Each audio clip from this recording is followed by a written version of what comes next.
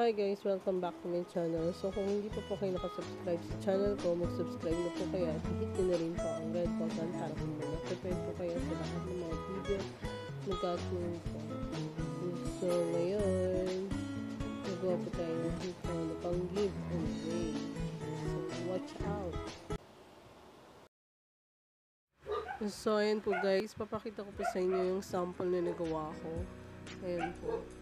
So, kailangan po natin na material is yung mga beads na crystal beads, saka yung hook ng hikaw, and yung pinaka-higayan po yun. Hindi ko po alam kung ang tawag dito.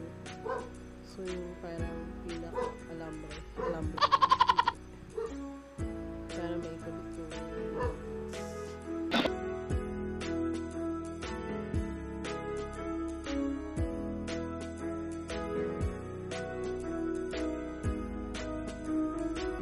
ito po, ipapakita ko po sa inyo yung mga material na gagamitin ko po. So, ayan po yung hook ng hikaw.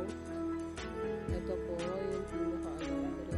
Tapos yung mga beads na crystal beads. Ayan po. So, kung bibili niyo po yung crystal beads na yan, nasa 50 pesos po yan, isang string. Tapos ito po, balot-balot po yan pag binibili yung hook ng hikaw. So, mga 10 pesos lang po yan. Tapos ito po, 10 pesos din po yung pinaka parang alambre. Yan. Okay, so, pag binili nyo po yan, siguro mga 100 pesos po yung plastic stick. Tapos makakagawa na po kayo ng siguro mga 10 pares na po ang magagawa nyo sa hikaw sa halagang 100 po. So, yan na po. Yan po siya. Yung sample po. Yan po yung unang nagawa. So, ipapakita ko po sa inyo kung paano po siya gawin. I-share ko po sa inyo kung paano po siya gagawa.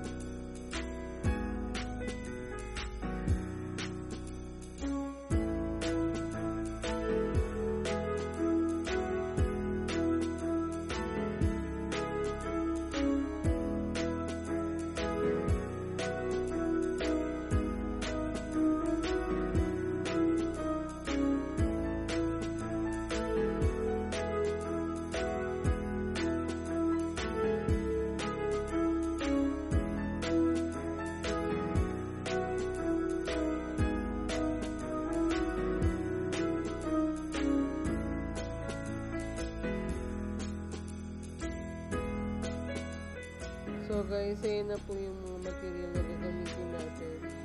So, paano po natin ito magagawa? Kailangan po natin ng plies. Pero yun po yung plies na binili ko. 50 pesos po yan. O 60 pesos po. panggawa po talaga siya ng mga hikaw, ng bracelet po. Sa Quiapo po po yun din. So, kailangan nyo po ng ganyan. So, let's start to do it. To make it. So, ito po yung pinaka-string niya. Yan. Meron po siyang ulo sa ilalim. So, para hindi po lumusot yung beads, meron po siyang ulo. Ayan po. Dalawa po siya. Tapos, sunod po natin yung clear. Ayan po. So, sa mga nanonood po, pasensya na po ko yung kuko ko medyo mag-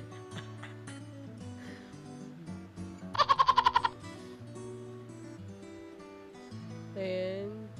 Bawal po kasi magpalinis ng kuko ngayon. Ayan po. Ayan. Bawal daw magpalinis, palusot. So, ayan po. Binend ko po. Tapos, ipabilog na naman po. Ayan. Form po natin siya ng pabilog para po may pasukan yung hook ng hikaw. Ayan na po.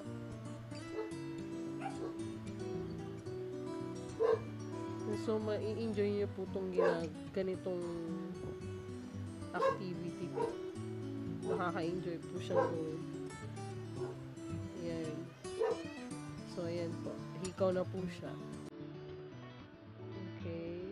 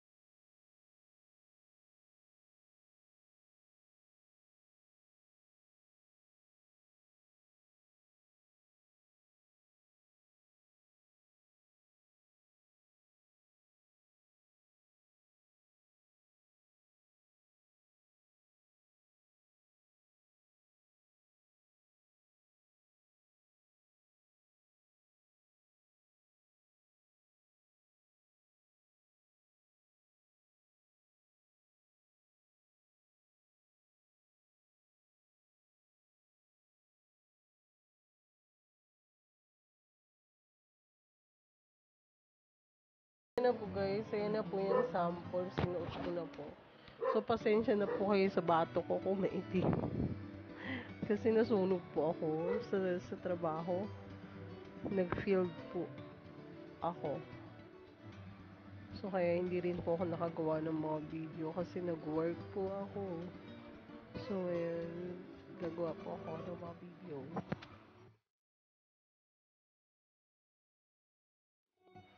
So, ito po yung isang klase. Double po siya. Dinalawa ko po. Ayan na po yung mga nagawa ko po. Papakita ko po sa inyo. So, yung iba po, kahit hindi nyo po siya gawing hikaw, pwede nyo po siyang gawing bracelet.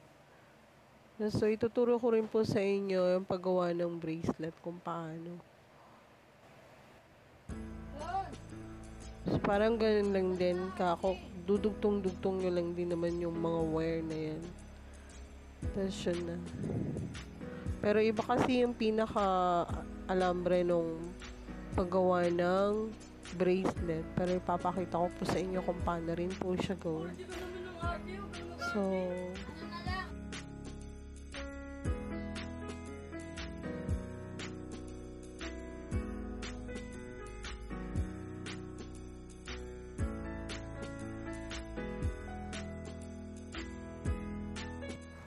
So, ayan po guys. Sana po may natutunan po kayo sa video ko na ito.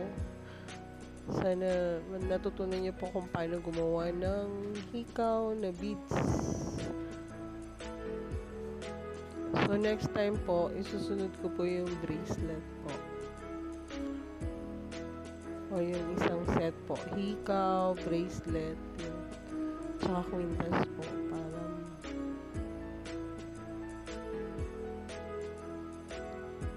mas maganda pang giveaway yung nakaset. Pang Christmas giveaway. Gift. Ewan ko.